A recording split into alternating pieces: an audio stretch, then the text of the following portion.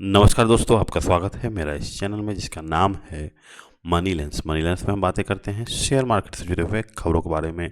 तो चलिए शुरू करते हैं। तो आज हम बातें करेंगे RM drip and sprinkler system limited के बारे में, क्योंकि पिछले 2 दिनों से लगातार इसमें 2 डबल सर्किट लगा है और वो भी 20-20% का। तो लगभग 40% जो है ऊपर से ये ड्रॉ डाउन हो चुका है। तो मेरा ये कहना होता है कि 40 से 60% कोई भी स्टॉक गिर जाता है तो उसके बाद वो थोड़ा सा देखने लायक हो जाता है। लेकिन उससे पहले बता दें कि इस चैनल में दिखाए गए हुए जितने भी स्टॉक्स हैं या फिर जितने स्टॉक्स के बारे में चर्चा हो रही है उसका इन्वेस्टमेंट से कोई लेना देना नहीं है। आप खुद कंपनी पढ़ें और फिर जो है उसमें निवेश करें। किसी भी की बातों में इतना जल्दी नहीं आना है और अपना जो आपका जो एडवाइजरी है, फाइनेंस एडवाइज़र, उससे मिलें फिर जाके आप निवेश करना सुनिश्चित करें।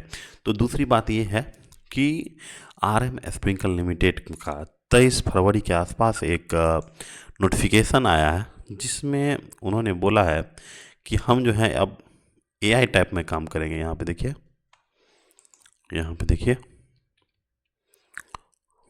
यहाँ पे अपना जो ड्रिप इरिगेशन सिस्टम है उसमें हम जो है देखिए RM drip irrigation announce strategic entry into smart irrigation automation start from March 2026, यानी 2026 मार्च से ये स्मार्ट ऑटोमेशन में चले जाएंगे। मतलब कि अब जो स्प्रिंकल होगा या फिर जो खेत खलिहान में जो पानी किसी पौधे को देने के लिए जो यूज करते हैं ड्रिप इरिगेशन सिस्टम का, वो भी अब ऑटोमेशन पे होगा 2026 से। तो ये बातें कंपनी के द्वारा बताई गई है, यानी कंपनी एक बताना चाह रहा है कि मेरा इसमें फ्यूचर प्रोस्पेक्ट है। यहाँ पे देखिए, जो भी ये जहाँ पे ये मार्केट अपॉर्चुनिटी के बारे में टैम इसको बोलते हैं, टोटल एड्रेसेबल मार्केट, जो बोला गया है कि अभी फ़िलहाल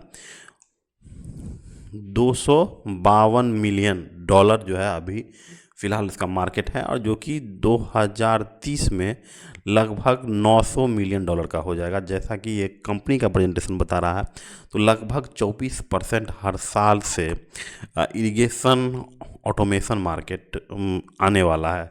तो ये जो है बहुत बड़ा सेक्टर है, इसको ये टैप करने की कोशिश कर रहा है।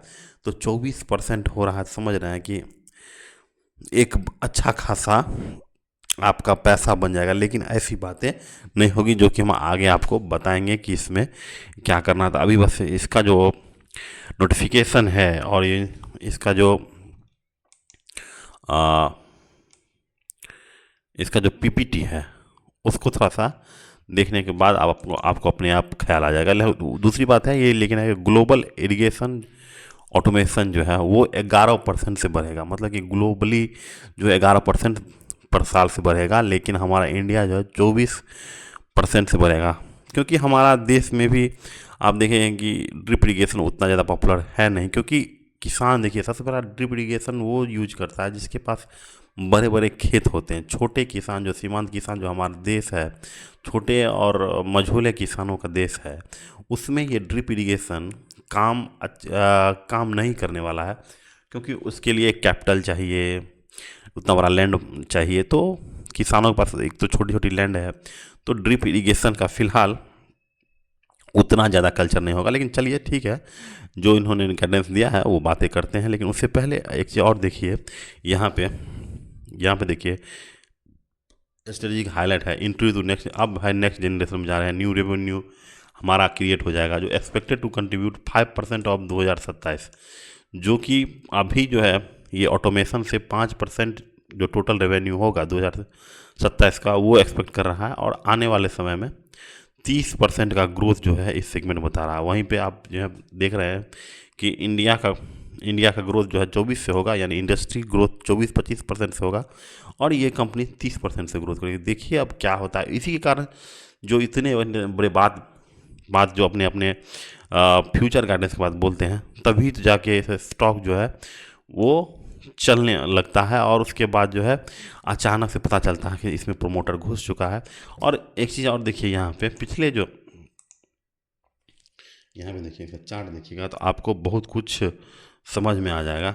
हार की इसमें सबसे बड़ी बात है कि ऑपरेटर का गेम चल रहा है। जो दूर दूर से नज़र आ रहा है कि एक ऑपरेटर का गेम चल रहा है। ऑपरेटर पहले इसमें माल लेके आया है, क्योंकि यहाँ पे देखिए यहाँ लगभग 78-79 के आसपास आया और वहाँ से हर दिन जो है थोड़ा माल खरीदते गया और यहाँ आके अचानक से सारा माल क्लियर कर दिया गया और 20% का शर्त से, यानी 120 पे जाके सारा माल बेच दिया गया और वो प्राइस जो है 100 के पास आ गया। और आज जैसे ही खुला फिर 20% का सर्किट मारा, तो जहाँ से चला था फिर वहीं पे आ गया। तो इसीलिए एक चीज़ आप समझ लीजिए कि शेयर मार्केट में पैसा बनाना उतना आसान नहीं है। और दूसरी बात ये है कि अगर कोई भी स्टॉक सर्किट बाय सर्किट बढ़े तो ऐसे स्टॉक से हमेशा के लिए कॉजन रहना चाहिए, क्योंकि सर्किट बाय सर्किट में आज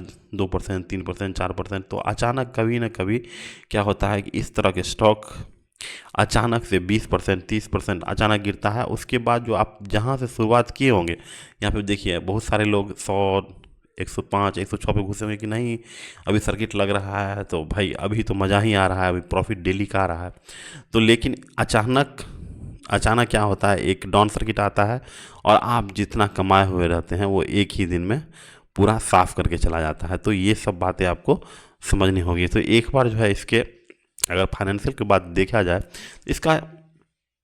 इसका पीपीटी भी आया है, इन्वेस्टर प्रेजेंटेशन, उसमें आप देखिएगा कि ये जो है यहाँ पे देखिए सबसे पहले आप देख लीजिए कि RM ड्रिप इरिगेशन कंपनी जो है ये करती क्या है। यहाँ पे इसके द्वारा बताया गया है कि RM ड्रिप इरिगेशन लिमिटेड ये leading Indian manufacture in micro irrigation solution, drip irrigation, sprinkler system, pipe and filtration system. तो एक्चुअली में ये कृषि के लिए जितने भी साधन होते हैं, जैसे माइक्रो इरिगेशन हो गए, ड्रिप इरिगेशन हो गए, स्प्रिंकलर हो गए, जो कि हम थोड़े दिन में दिखाने वाले हैं कि किस तरह से किया जाता है, ये सब चीज़ों में सबसे बड़ी कंपनी उभर के आ रही है। कंपनी ऑपरेट इसका 3 मैन्युफैक्चरिंग प्लांट है, ठीक है, जो कि 22,000 मीट्रिक टन पर एनम का उत्पादन करता है। तो पहला है नासिक और महाराष्ट्र, नासिक में है, और 3 है उसमें नासिक महाराष्ट्र है, दूसरा है यहाँ पे देखिए कर्नाटका और मध्य प्रदेश में है, ठीक है। तो एक्चुअली में इसका अपना प्लांट भी है, सब काम भी कर रहा है। तो लेकिन थोड़ा सा फाइनेंशियल देखिएगा। लेकिन एक चीज़ और इसमें बता दें कि आने वाले समय में गोदरेज एग्रोवेट जो एक बहुत अच्छी कंपनी है गोदरेज ग्रुप की, उसके साथ इसका टाई अप होगा और वहाँ पे उसके जो यहाँ पे देखिए गोदरेज एग्रोवेट के साथ एक टाई अप हुआ है और टाई अप में उन्होंने कहना है कि मेरा जितना प्रोडक्ट है, यानी RM ड्रिप इरिगेशन का जितना भी प्रोडक्ट है वो इनके सेंटर पे बिकेगा।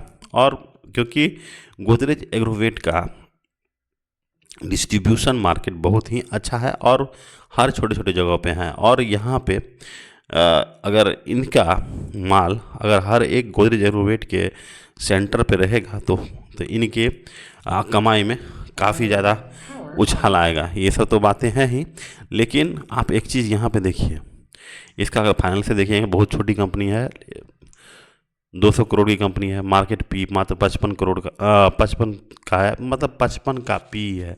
तो एग्रीकल्चर सेक्टर के लिए ये 55 का पी भी बहुत ज़्यादा है, क्योंकि ये एक ऐसा बिजनेस नहीं है जिसमें कुछ मोट हो, क्योंकि मोट वाले बिजनेस में ही आपको हाई पी स्टॉक मिलते हैं, जहाँ पे मोट नहीं है। यहाँ पे कोई भी कंपनी आके, छोटी सी कंपनी जो पाइप बनाती है वो भी इस सेक्टर में घुस सकती है, तो इसका हाई पी देने का कोई मतलब नहीं रहता। ROE अच्छा है, सेल्स ग्रोथ और प्रॉफिट ग्रोथ उससे ज़्यादा है।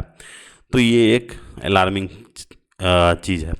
और यहाँ पे देखिए पिछले क्वार्टर में जो सितंबर का क्वार्टर था उसमें 31 के आसपास सेल्स था, जो बढ़ के 75 हो गया, नेट प्रॉफिट 6 से 14 हो गया। तो ये जब जैसे हुआ कि 6 से 14 हुआ तो लोग जो है ये अचानक इस पर ख़रीदने के लिए जुटे और वो क्या किए, सर्किट पे सर्किट लगा दिए गए, ठीक है। लेकिन यहाँ पे देखिए एक चीज़ देखिएगा, लेकिन कैश फ्लो जो है इसको ये बताता है कि ये जितना सेल्स किया है वो सब रिसीवेबल्स में है, यानी उसके बट्टे खाते में है। मतलब कि कंपनी के पास जो है जो प्रोडक्ट बेचा गया उसका पैसा अभी तक इनको नहीं मिला, क्योंकि देखिए ये जो इरिगेशन सेक्टर है वो काफ़ी ज़्यादा गवर्नमेंट पे डिपेंडेंट होता है।